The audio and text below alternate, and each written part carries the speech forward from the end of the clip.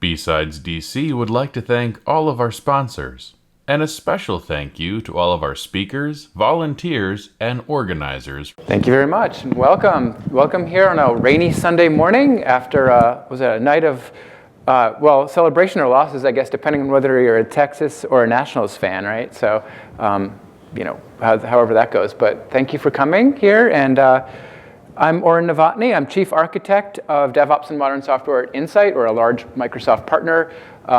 And I am also a member of the .NET Foundation Board of Directors, a regional director, and a bunch of other things there. It means that I work very closely with a lot of Microsoft people, but I do not work for Microsoft. However, if you have feedback or questions or other suggestions, I can certainly help make connections with the right people, as I'm fairly well connected there. Best way to get a hold of me is usually on Twitter. I am there probably nonstop when I'm not speaking. So if you have questions or suggestions or anything else, please follow me there, and I will do my best to get back to you as soon as I can. This morning, we're going to take a look at code signing and what it is and why you might want to use it, some of the common types of code signing, there's more than one, and how Key Vault might be able to help protect you and secure your certificates and what that looks like, as well as how to set up a code signing service and so your organization can do this in a secure and automated way, so you don't have to revert to manual and probably insecure things like certificates on developer machines. Short take, don't do it. Quick survey here. How many folks here in the room are creating applications either, let's just say for the public, or your organizations create applications? Any developers here? A few? Okay. How about libraries? Or any internal applications and libraries? Windows-based libraries, or Windows-based programs? A few. Linux, other things, Mac, REST, okay. So how many of you have seen this dialogue ever? Oh, come on, I know more of you have seen this. Okay. Did it make you stop and think? You're like, what the heck am I about to do? What would you expect your non-technical friends to do if they saw this? Would they know to click more info? And then eventually get to another scary dialogue and press the button again? Probably not. In this volatile landscape, users need to know who they can trust. And integrity helps prove that a package was not tampered with. It doesn't prove trust, because malware can and often is signed as well, but it is the foundation for building reputation. It's reputation of the publishers and of the publishers of the software, where there is an individual or an organization that can lead to trust. You don't expect bad things to come from Adobe, from Microsoft, from Apple, from Intuit, or whomever, all these folks all the organizations that you trust in the real world. You want to be able to use their software on your devices without risk or without fear that there might be bad things in there. That hey, this one's probably okay, because Adobe probably has a secure process in place, we hope, so that they don't have malware getting into their programs. It is the basis of things like Smart Screen, which is a system-wide feature of Windows as of Windows 8 that helps provide fun dialogues like the one we saw before, which builds on that reputation and turns that into an actionable thing. It also enables non-repudiation, which is a legal concept that helps ensure that if you're consuming a package, you can go to the publisher and say, hey, look, you gave me this bad thing, or this thing that came from you, and the publisher says, no, that's not ours, it didn't come from us. And you say, well, it's signed, and it's signed by you. It did come from you, and that can hold up in court, and that can have implications for other things as well. So there are a number of different aspects to it. There's also some more practical reasons. It can reduce those scary install prompts that we saw before so that you never see them again. It makes it a better experience for your end users. Many enterprise antivirus products will tend to flag unsigned files. Now, we all know, or hopefully we know in this room, that, again, malware can be signed, so that's not a sole indicator, but it might be one of the many parts of the equation that the antivirus engines are looking at. Corporate requirements are often a big reason. I know Microsoft, among other organizations, has strict requirements that any binary that they produce and ship must be signed. It doesn't matter whether it's public, whether it's beta, whether it's whatever. If it's leaving Microsoft, it has to always be signed. And that helps ensure that if anything is not signed, they can more easily say, that's not real, that's not us, because they have the processes in place that mandate this for everything. It does also enable lockdown workstation configurations and can help prove that certain binaries came from you. So if you have your awesome media player and there's another awesome media player and you're saying, well, someone's trying to step on your name, which one is really yours? And you can prove this by the code signing certificate that's on it and say, look, this one's ours, this other one's a fraud and isn't really ours. And you can start issuing takedown notices or have that stuff. So it can help protect your IP for that. NuGet, which is a popular package manager in the .NET ecosystem, also has added signing to its repositories and to its packages, as well as machine-level configuration that can help secure the supply chain of dependencies. So we've probably heard of like the left pad style attacks where bad things get in there, bad packages get inserted into the system. With this, with a properly locked down NuGet configuration, both on the server and on the client, you can make sure that only packages that are signed by trusted publishers are loaded and downloaded and used by the system. So it's part of it's not a sole solution, but it's part of a defense in depth strategy to help secure the supply chain of your packages. And finally, Swift on security said so. So we all should listen to her when it comes to security stuff anyway, because we know that she knows what she's talking about. So there are many techniques for securing a system. This talk isn't specifically about those. There may be others at this conference and other security conferences that go into these topics in greater depth. I will mention that Smart Screen is the predominant one that you'll encounter on Windows as a consumer and user of software. It's the one that led to that dialogue. It's also the one that will both give you the easy time and a hard time. It enforces things like if it's a new certificate that it's never seen before, you're going to get that dialogue even if it knows who you are. It bases it on number of downloads, the popularity of your package and whatnot. There are ways that they have put in there to get instant reputation so you never see that dialogue, and that involves extended validation code signing certificates, which I'll come back to in a few minutes. It also is a part in of a foundation of restricted environment. So Device Guard helps protect and only load signed modules by the hardware, where Windows works with the security modules on the hardware to load only special binaries, whereas AppLocker is more of an OS level software check for those signed binaries. All different techniques for making sure only known code is run so that if malware is on your network, it can't run and will be blocked by the machine from executing. An example of this in use is privileged access workstations, which is one of the ways Microsoft protects its access to the Azure production environments. I mean, you can't just take your ordinary laptop, plug it into the network, and RDP into or secure shell into an Azure anything. I mean, that would be a bad thing, and I think we can all agree on that. So they have a white paper that they've published that says, here's how we've used all of these different lockdown configurations to secure the hardware, to make it still usable from a user perspective and all that. And I would encourage you to check out that link over the bit.ly link there.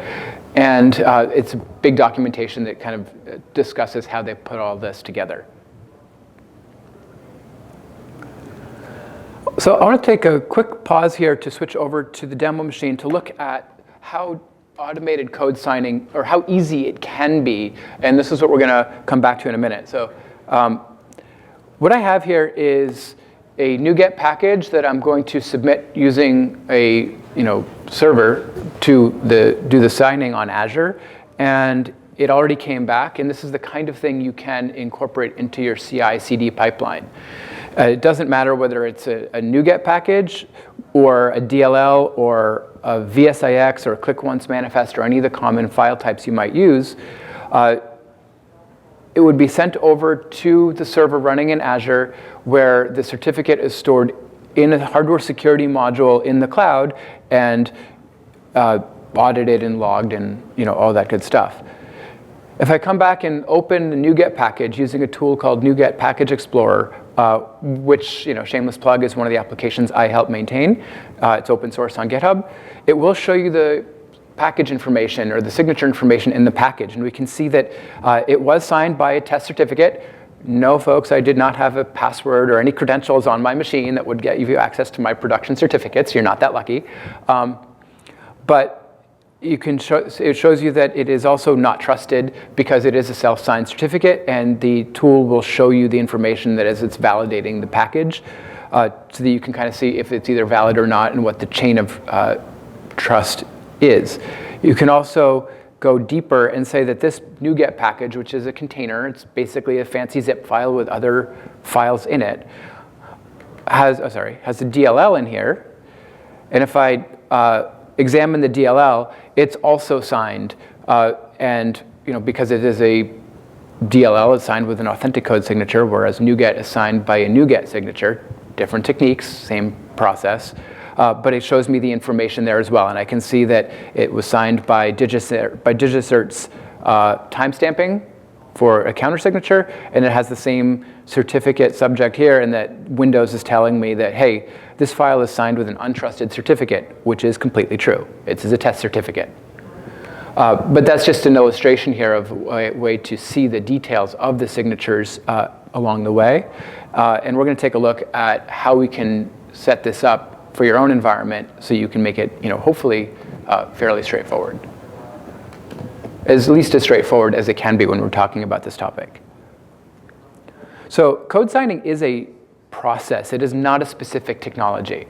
There are many different kinds, where Authenticode is one of the oldest. It is over 20 years old, and it was initially created for at the time when someone thought it was a good idea, where you might want to load random binaries off the internet and run them in your web browser as you.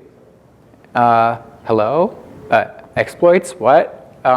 I don't think anyone thought that was a good idea, but nevertheless, the signatures were there to try and show who these were so that the browsers could attempt to put some policy around that. To say, look, I only want to give or allow Microsoft ones or Adobe ones. The Adobe Flash controls. All of the early ways of extending the browser initially came from things like ActiveX until we got better options. The initial versions of Authenticode did not actually have support for timestamping. So timestamping is a mechanism where an external party can say, hey, look, this is the time right now, and add a counter signature to your overall package so that you can know, or consumer can know, that if the signature was done within the validity period of the original certificate. That's an important thing, and we'll come back to that in a bit as well. But that was added eventually to future versions of Authenticode. They are based on various cryptographic standards, ASN.1, which is a binary way of representing structured data, as well as PKCS, which is effectively the schema is to XML. So if you think of ASN.1 as XML and defining brackets and syntax and attributes and the like, whereas the various PKCS formats are like XSDs. They're schemas. They're, hey, this is this kind of message. And there's a number of different kinds of those. And they're based on public key infrastructure and rely on chains of trust and certificate authorities to verify the information about the issuer, like who's asking for the certificate, where's it going, and the like. The easiest way on Windows to see some of these certificates are to look at any, right-click on a file and hit Properties that's signed, and you can see this is an example of just DevEnv, which is Visual Studio. Almost any file Microsoft has will be signed. However, many third-party ones, majority of third-party ones will be, especially from large publishers.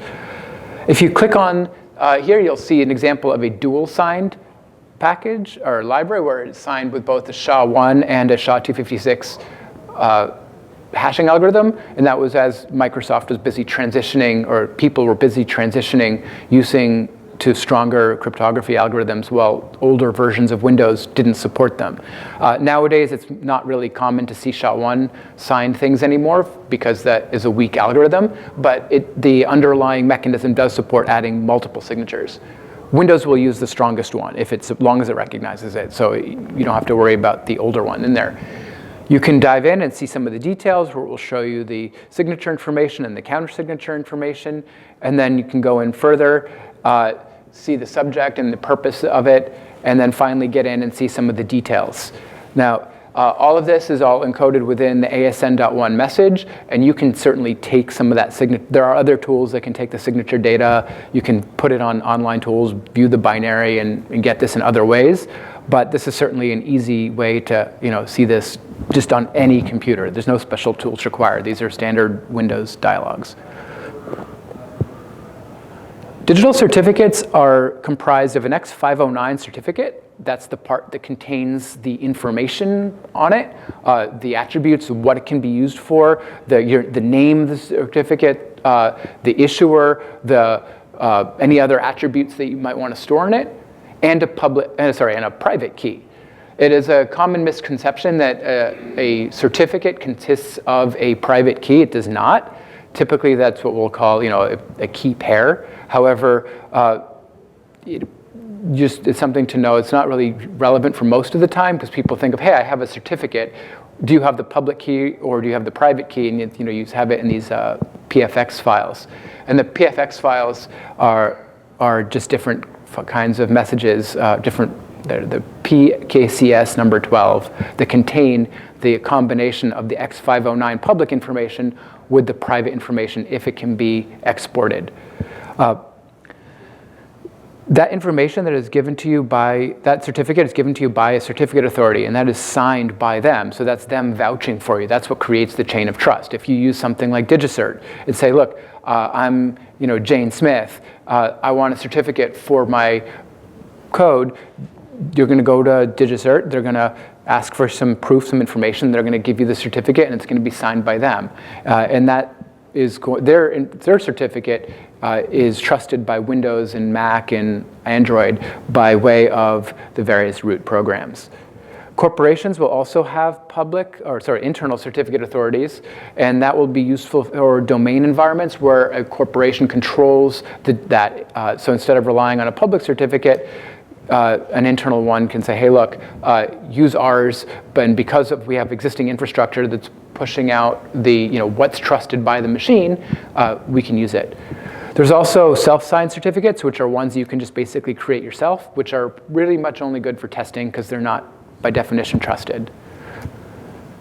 There's a number of different types of certificates out there. Some of the most common ones you'll see are server certificates, and those are what you'll use when you authenticate, or when you connect rather, to any web server, or almost any web server these days.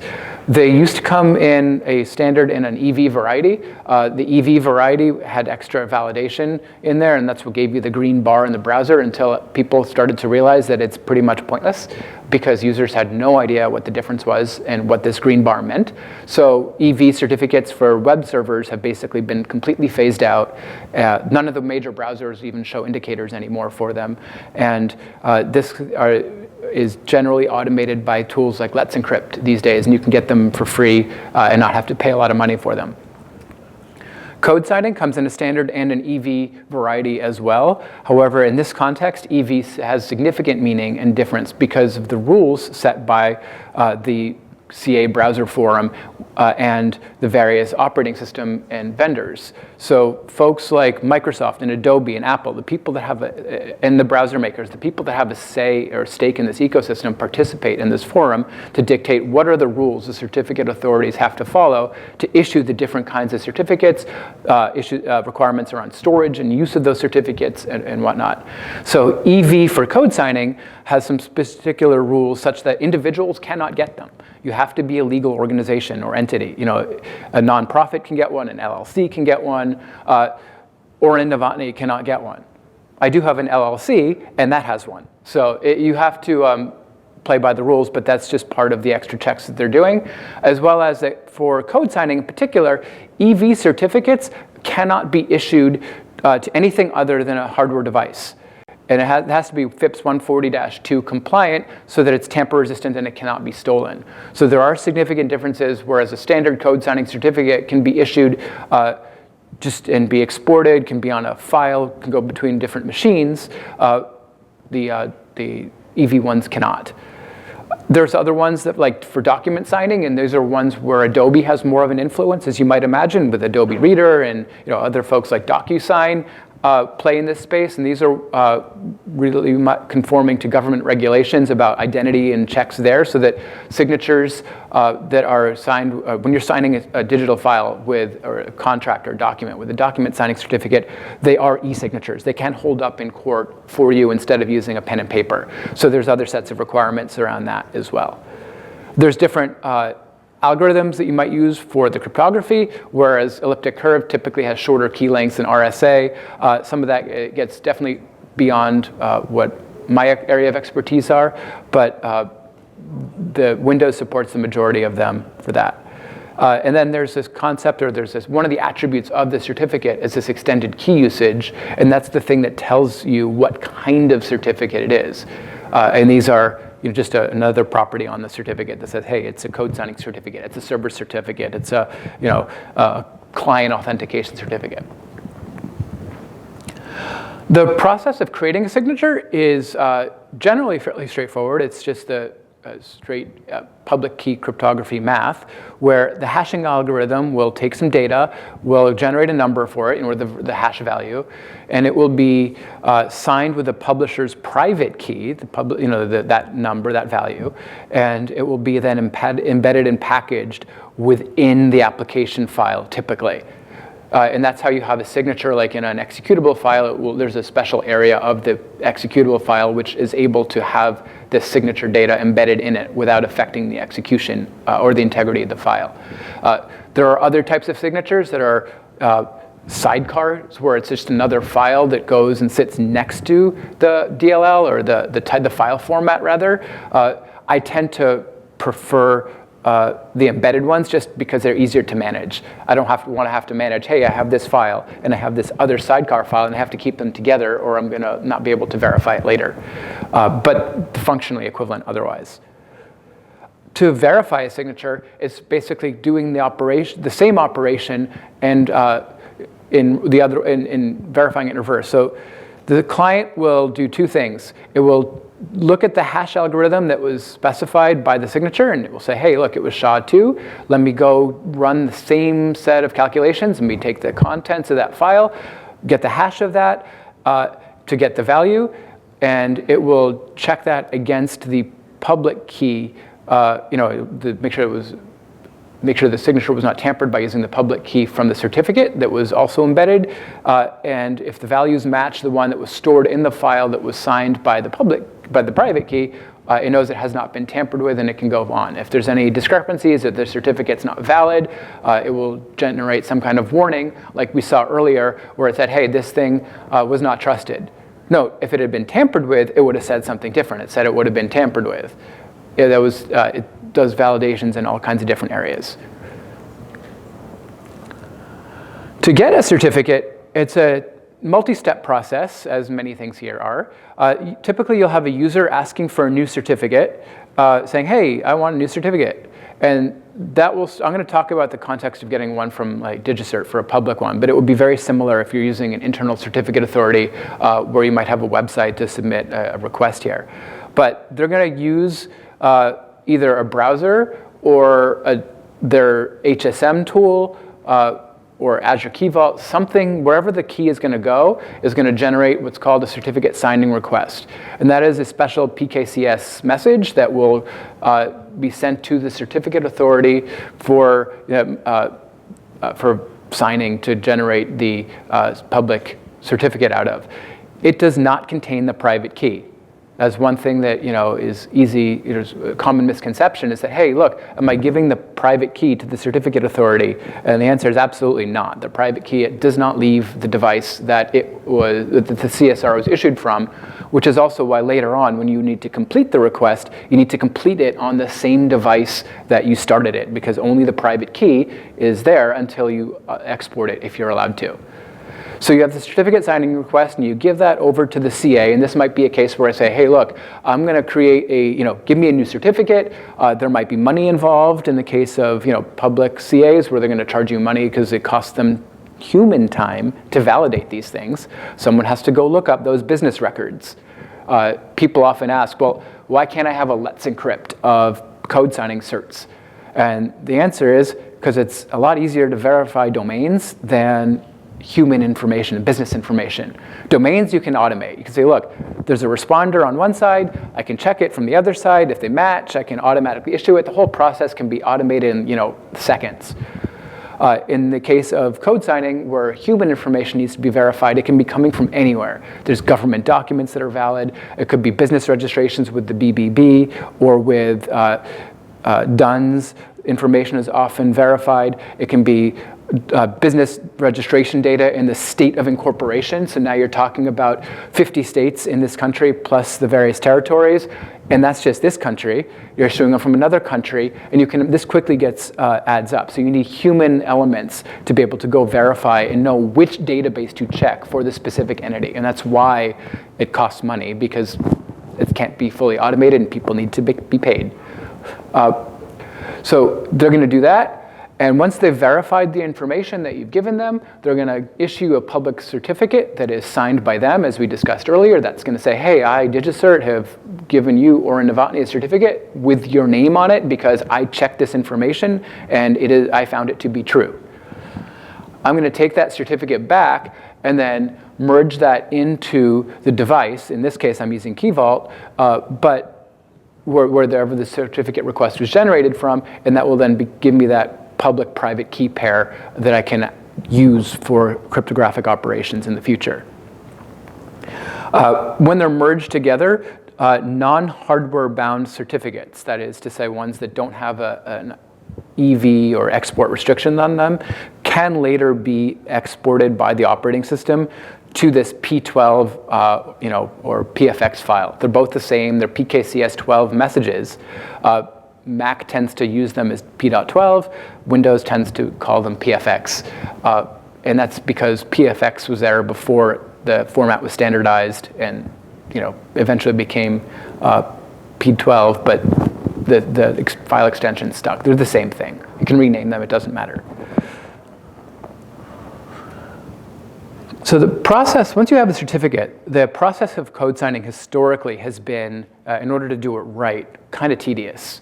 I don't think anyone follows this approach. As you can see, this graphic is a little bit dated. I liberally borrowed it from some Microsoft documentation that itself was quite old. You would have a segregation of responsibilities. You would maintain the certificate on a smart card somewhere offline because you don't want to have it stolen. And so you would typically take the output of a build, give it maybe on a thumb drive to a administrator, to a signing admin, someone who has the rights to do this.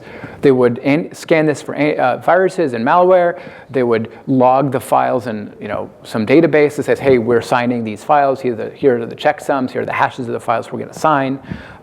They would have to figure out how to use all the code signing tools, and there's different tools for different file types, and they would have to sign them all individually and then hand them back. They would still ultimately need an outbound connection to a timestamping authority in order to do the countersignatures correctly. So you can't do this process entirely offline, not really. So that was slow and error prone and not really amenable to doing in any kind of automated fashion. Conceptually, the process of doing it automated is much more of a client-server operation, where you have a client, might be a thin client around a REST service, is going to take a bunch of files, say, here, and let the server figure it out. And it takes the job of what the admins did offline and does it in a consistent and repeatable and scalable way online, where it can run through antivirus, it can log all the files, all the interactivities can be logged to your SIEM tool so that if there's an incident after the fact, it can be monitored. All that stuff can happen in a way that you're guaranteed, as well as all of the configuration of the various signing tools is handled by the service as well, so that you don't have to figure out what do you need to do for what file type. So There's different file types have different signing tools. In Windows, Authenticode is typically handled by something called Sign Tool, and that handles most of the common ones that the operating system handles. That's like exes, DLLs, AppX files. Actually, you can sign PowerShell scripts, and many of the default ones in Windows are. So actually by default, PowerShell cannot execute random scripts that you just write locally. You actually have to set the execution policy to unsigned in order to enable that. So if you want to keep them in the default policy and to say, look, I'm an admin, I don't want you writing default, I don't want you being able to touch your PowerShell security settings, you can sign your PowerShell scripts this way. Believe it or not, you can actually sign JavaScript and VB script stuff, but I don't think anything in the world validates them anymore, except for the Windows scripting host as a relic of bygone days. But in those text formats, the signature is stored as a comment in the end of the file. So they're there, and you can see them if you want. Sorry, I missed. There's other file types have different tools. So Visual Studio and Visual Studio Code extensions come in a file format called V6. It's a fancy zip file, and they use a tool called V6 Sign Tool. So shocking, really original name. ClickOnce, which is a common format for distributing applications within enterprises, because it can auto-update, uses something called Mage. NuGet uses the NuGet tool to do its signatures. Java has its own tools for APK signer and jar signing. Apple has its own code signing tool for signing the files for a gatekeeper, as well as, I think there's another one, Product Builder, for signing the package files as well. So Apple has its own tools as well. Like they're all the same thing. They're all calculating signatures in this way we talked about before, but different file formats have all these different tools for handling it. Also, out of the box, none of them have direct support for keys that are stored externally that Windows doesn't know about. So if you wanted to they all rely on CSP, which is basically the equivalent of an operating system driver for a security certificate. So you can have a hardware token with it, and you plug it in, you install the software, like I have something from Gemalto that has a certificate on it. I plug it in, I have software on there, and the SafeNet authentication client will prompt me for a password. And it just doesn't work. Like that'll work for this, but if I want to put it in, say, something like Key Vault, where Windows doesn't know anything about the HSM in Azure, it's not going to work for me. So we need to take a different approach. There's a number of challenges with code signing. Protecting the certificate, or protecting the key rather, the certificate doesn't matter, the key, it can be quite hard. Certificate compromise is a real thing. So in 2017, there was a research firm, Venafi, that put together a study that found that certificates were selling on the dark web for over $1,200, which is significantly more than the cost of a firearm on the dark web. And that's because it's much more valuable. Guns are easy. Certificates, well, unfortunately, but certificates are used by bad actors, especially ones that are treading on your good name and your reputation. And they can, if they steal them, they are often very difficult to detect that the compromise has happened for some time afterwards. So, if a bad actor gets on your network, they're going to look for those PFX files if they can get a hold of them and start brute forcing those passwords, and they'll usually get them. Certificate use also needs to be audited, as we talked about. Like if something does happen, one of the key parts of incident response is being able to look and say, okay, well, under what time frame, what was signed when, under that situation?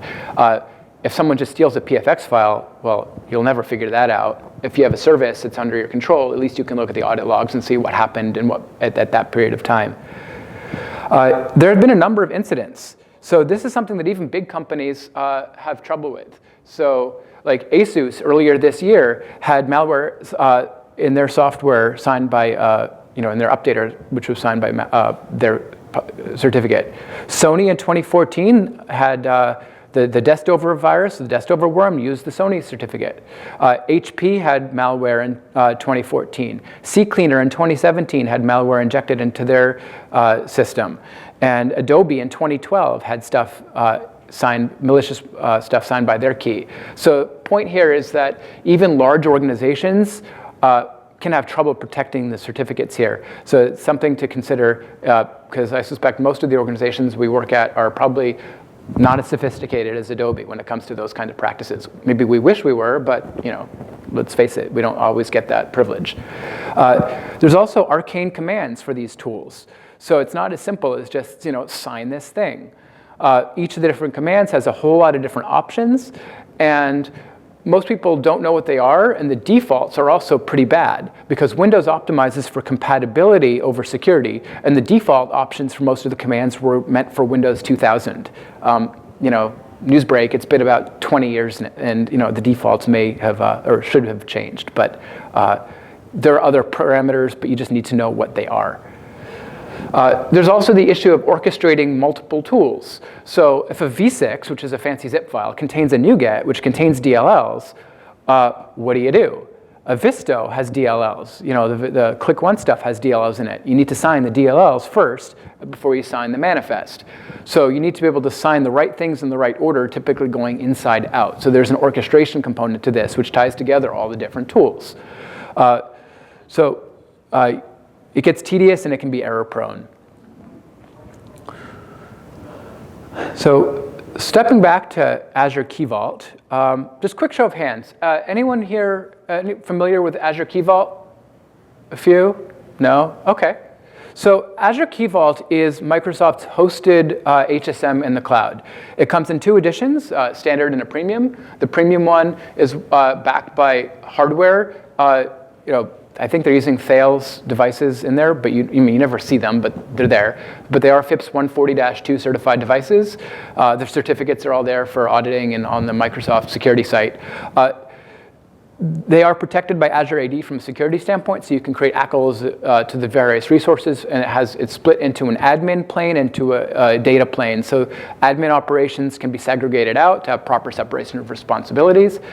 And it provides multiple layers of redundancy. So if you were to do this yourself, you might need to have multiple hardware devices. Each one of them might be 5 or 6 figures, because they're expensive, especially the network-ready ones.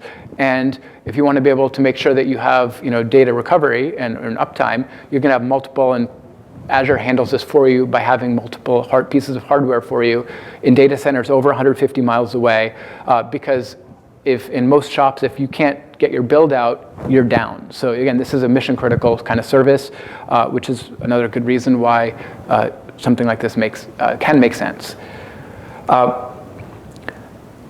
It is based on REST APIs. There are libraries for .NET and lots of other languages for this, and it can be it supports all the current Azure features like managed service identities to minimize the use of special credentials for your applications so you don't have to manage this stuff. The Azure Portal, which constantly is changing, this screenshot I'm sure is already dated, will list the various certificates you might have in it. And if you can dive in and it will show you the various properties of these certificates, like what are the valid dates, the expiration dates, the URLs, and whatnot. So several years ago, I took over as maintainer of a set of packages for reactive extensions, and we had a process. We had to remote desktop into a VM in Azure to sign all these things. And this was very tedious and error prone. And I said, look, there had to be a better way, because I want to get releases out automatically, and I don't want to have a human element to take DLLs, copy them into a VM, sign them, after unzipping and everything else, and then copying them out and then publishing them. So I set about to create a signing service for the .NET Foundation and its member projects to use. And some of the goals here were that it can securely do all the stuff we've been talking about during CI builds. It needed to be multi-certificate capable because we wanted each project to have different certificates. So X unit has its own certificate, N unit has its own. All the different projects can get certificates from the foundation for free, which are chained up through DigiCert. And it can handle all of the nested files, all of the orchestration, and it needed to be inexpensive to operate. It's also fully open source and on GitHub, so if you want to deploy this within your own organization, it's absolutely something you can do. The security architecture was designed to be as as good as we could do it based on what Azure supports. So it relies on 2 keys to the castle. The service itself cannot do any cryptographic operations without an active incoming connection because it relies on the OAuth on behalf of flows to make sure that it can only do the cryptographic operations on behalf of the incoming client connection. It cannot do cryptographic operations on its own. So even in the event of server compromise, it doesn't the attacker can only do something for those calls that were happening at that point in time. Just any other random data would not be exposed. So to try to minimize that stuff. So the service itself can create users and create the key vaults and create and manage the requests, but it cannot do the important operations, if you will. We're running a little bit low on time, so I just want to call out. This was done with the help from the community. Kevin Jones created an open version of a couple of tools for Azure Sign Tool and Open v6 Sign Tool to enable the Authenticode and v6 signatures to work with Azure Key Vault. I figured out Mage and NuGet, and we're going to support jar sign coming soon. It's really just open source. We haven't had a lot of demand for it, but certainly if anyone wants to help, we will be happy to take contributions. A couple of just case studies. I'm going to kind of skip these slides because I want to kind of show you a quick demo here. The executive director of the foundation, it's been valuable to the project, as well as Cake Build. They found it useful as well. Cake Build is a build bootstrapper to help do things with build automation. And they have an executable file. So the .NET Foundation provides code signing certificates that are using EV code signing certificates. So that's something that they get for free as a huge value, because they couldn't get that as an open source project on their own, because they would not have a legal entity. The foundation serves as a legal entity for them by way to get the certificate. In order to set up the code signing service, it does require global admin of an Azure AD directory tied to the subscription. It does not have to be your corporate directory, because I understand that that is oftentimes quite difficult to get, rightfully so. But you can do this using a separate subscription, and that's because it needs to store its configuration information. It's using extended, some of the extension attributes within Azure AD to avoid the use of a database. So there's all of the tools are on GitHub. To deploy this thing, there is both an installation guide as well as a user guide for how to set this stuff up. And please reach out to me or file an issue on the GitHub repository, and I'll try and help you out. In open source, the documentation can always be better, no question about that. But I try to make it as easy as possible with utilities and scripts for the tedious bits. And then once you have something, let's just switch over to this computer. The GitHub site has all this here, and the installation and deployment information is linked off the README. If I come back, and once you have the sign service running, and it's going to make me log in again. This is just the admin UI. Users would never see this. They just would automate that with a REST call or the .NET Core global tool, which is cross-platform, runs on Mac, Linux, and Windows, can save you the trouble and automate all the authentication and the client bits for submitting the binaries. But you would come in here, create a user, basically a service account for the user, and I can say, BSides DC. Sign, if I can type, sign and BSides. And give it the timestamp URL up. If I can type.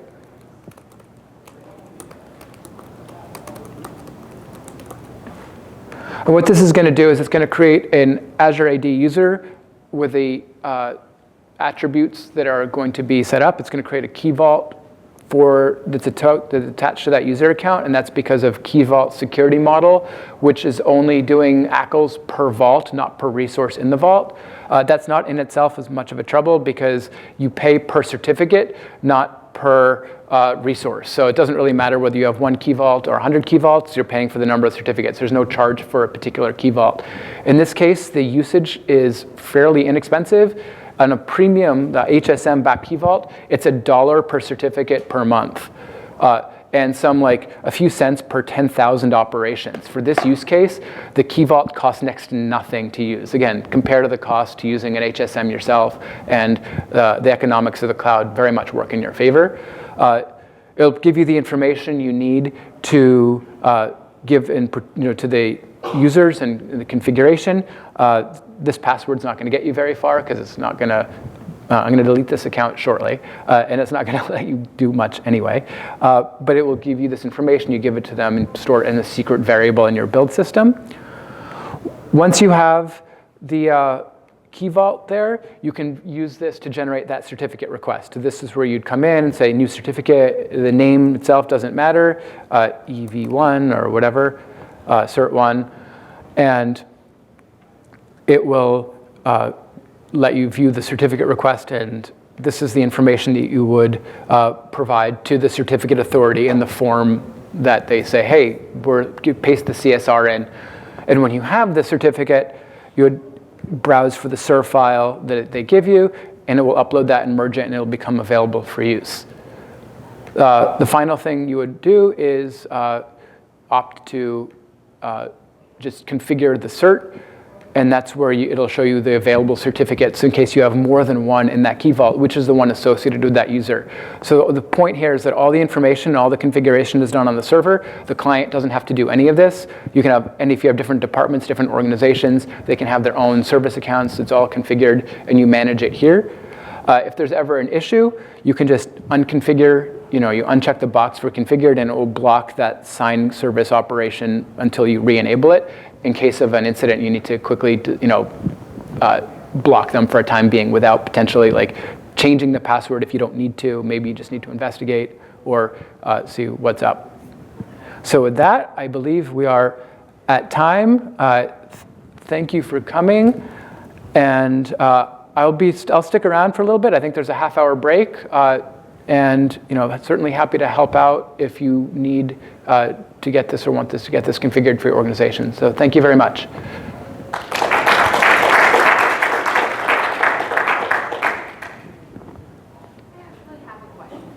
Sure. Yes, yeah, it was possible we didn't have time for questions. I'm happy to answer questions now. No, we're good. Okay.